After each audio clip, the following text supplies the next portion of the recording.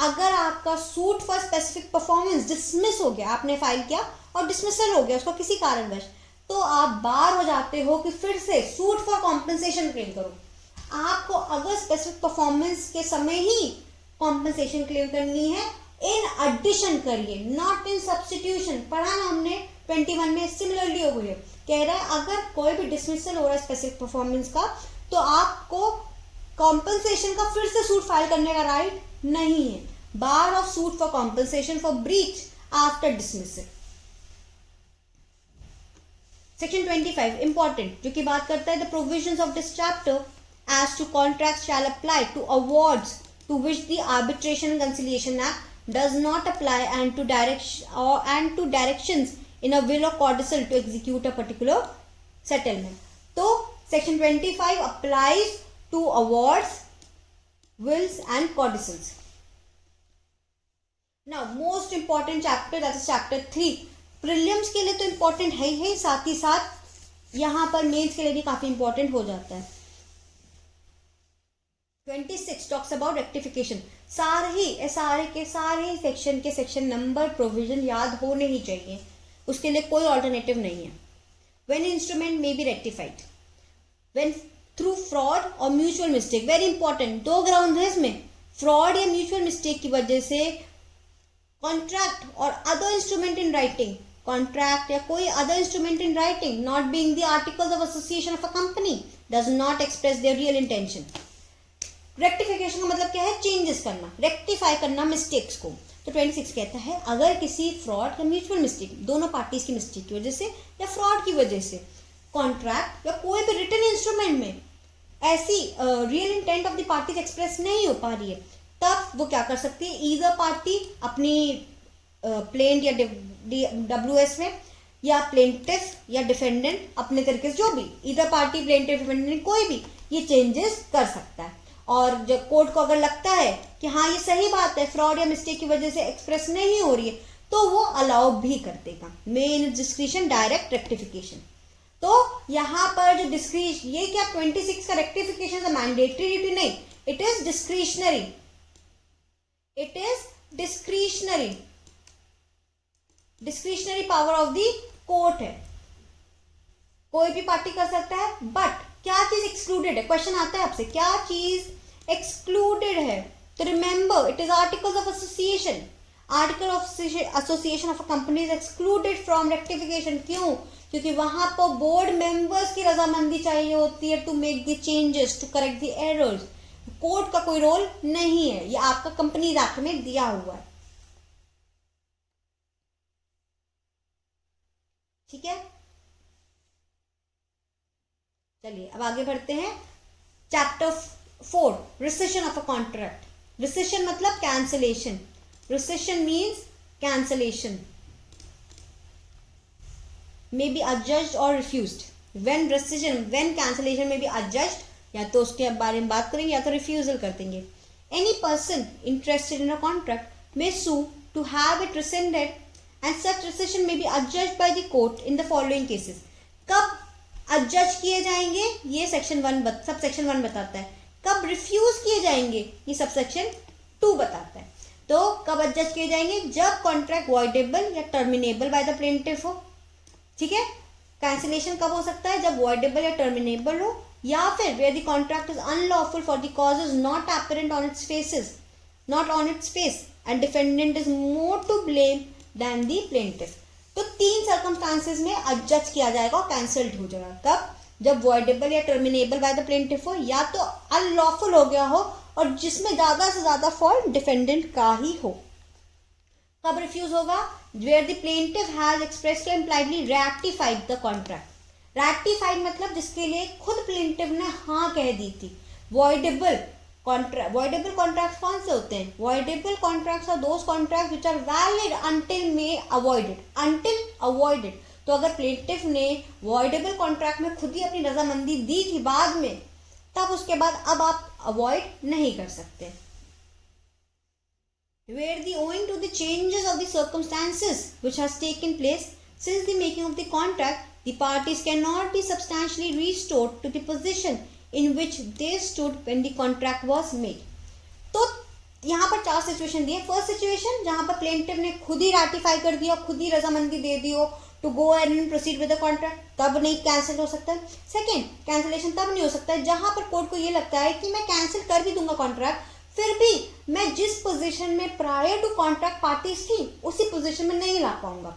जैसे for example कुछ पैसों का लेन देन हुआ होगा, मान लेते हैं 1000 रुपये हमने प्लेंटिफ से लिए थे। अब कोर्ट कह रही है कि वो जो 1000 रुपये थे वो तो ऑलरेडी रियलाइज हो गए, अब 1000 रुपये डिफेंडेंट के पास है ही नहीं, ही हैज बिकम इंसॉल्वेंट, तो मैं 1000 रुपीज प्लेंटिफ को वापस दे ही नहीं पाऊंगा। तो अब कॉन्ट्रैक्ट को यहाँ पर रोकना छोड़ना इज इम्पॉसिबल, तो कॉन्ट्रैक्ट को वो कैंसिल नहीं कर पाएंगे। बहुत ही लेम एग्जाम्पल था, but good for your understanding. See, where third parties have during the subsistence of the contract acquired rights in good faith without notice and for value। जहां पर जब तक कॉन्ट्रैक्ट चल रहा है तब तक किसी थर्ड पार्टी ने कोई राइट एक्वायर कर लिया है, जहां पर किसी थर्ड पार्टी ने एक्वायर करा है कोई राइट, अब कैंसिलेशन नहीं हो सकता। And D, where only a part of the contract is sought to be rescinded and such part is not severable। कोई पार्ट ऑफ द कॉन्ट्रैक्ट को आप कैंसिल करने की सोच रहे हो, पर वो जो ऐसा पार्ट है जो कि सेपरेट ही नहीं हो सकता as to the whole of the contract, इसीलिए रिसेशन क्या होता है, कैंसल्ड हो जाता है। 28, rescission in certain circumstances of contract for sale or lease of immovable property, the specific performance of which has been decreed। ऐसे कोई कॉन्ट्रैक्ट का कैंसिलेशन करना जो कि सेल या lease of immovable property related हो, उस सिचुएशन में क्या होगा।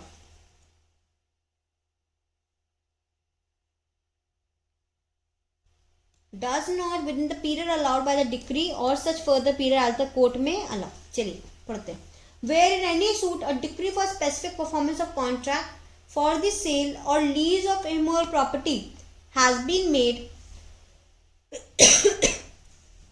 and the purchaser or lessee does not within the period allowed by the decree or such further period pay the purchase money or other sum which the court has ordered him to pay। जहां पर contract का cell का specific performance के लिए allow कर दिया गया, but जो परचेजर ही है वो पे ही नहीं कर रहा है पैसा, जितना परचेज अमाउंट या जो एक्स्ट्रा अमाउंट पे करने का था वो नहीं कर रहा है,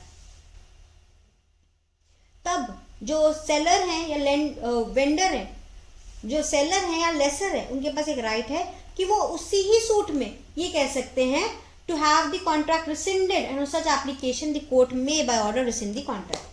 सिंपल सी बात। 28 कहता है अगर कोई सूट है सेल या परचेज का या लीज का, और उस सिचुएशन में परचेजर या जो लेसी है वो फॉल्ट कर रहा है रेंट पे करने में या परचेज अमाउंट पे करने में, तो कोर्ट जो वेंडर है, जो हमारे सेलर हैं, उनके पास एक ये राइट है कि वो उसी केस में बिना दूसरा केस फाइल कर एप्लीकेशन फाइल कर सकते हैं कि प्लीज आप रिसेंड कर दीजिए कॉन्ट्रैक्ट, कैंसिल कर दीजिए कॉन्ट्रैक्ट, और जो भी पैसा का लेन देन हुआ था उसको वापस करवा दीजिए, क्योंकि अब परचेजर डिफॉल्ट कर रहा है इन पेइंग दी अमाउंट।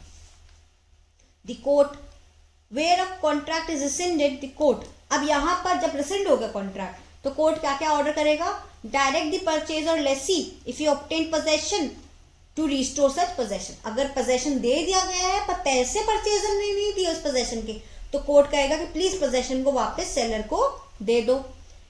और may direct the payment of to the vendor or lessor of all the rents and profits which have accrued in respect of the property।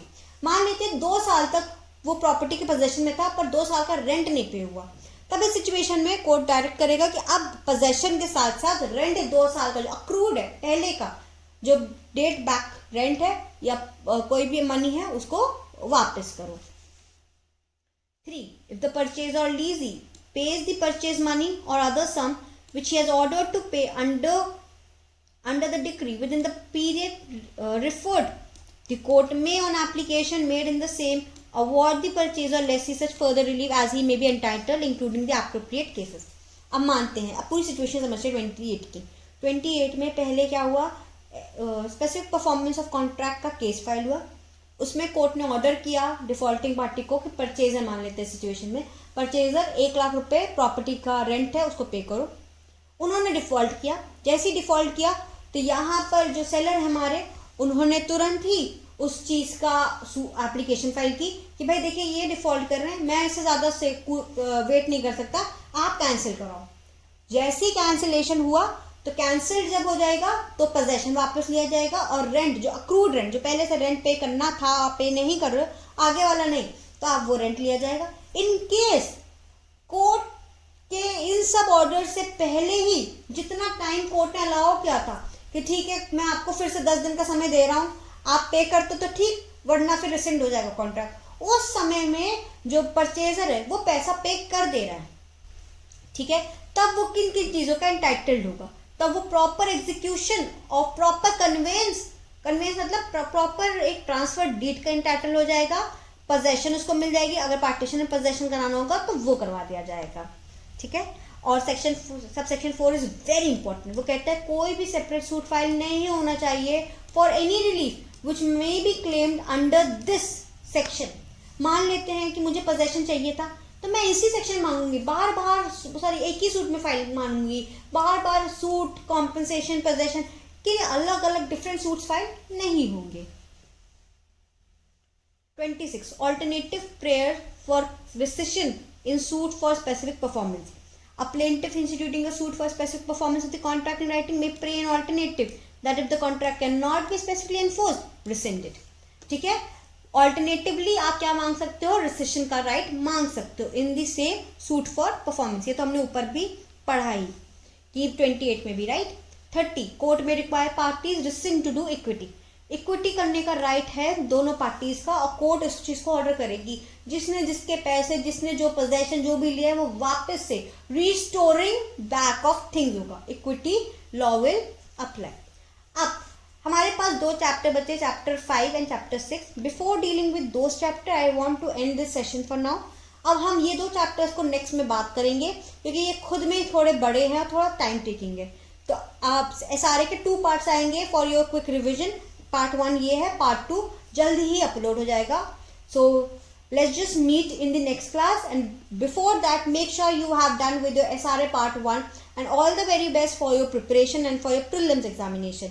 And once again I want to tell you that tomorrow is the last date for the form 5 filling of the Chhattisgarh Judicial Services का prelim का। अभी date prelim की notified नहीं हुई है, but prior to that make sure कि आपने form fill करा हो, करेक्ट फॉर्म फिल करा हो।